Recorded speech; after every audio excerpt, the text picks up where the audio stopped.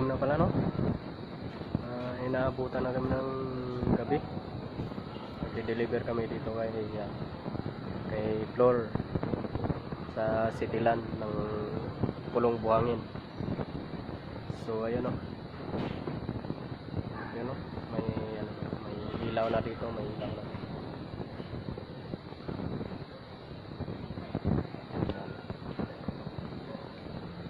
2 hours later. Kaya ako sa kasama ko, nandun ko sa baba. Nandito na pala ako sa motor.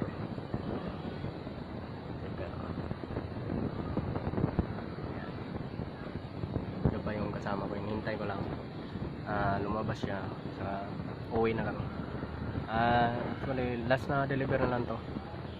Pauwi na po kami. Yan. Actually, yung oras po natin ay 5:46 na po ng hapon, araw ng Sabado, no?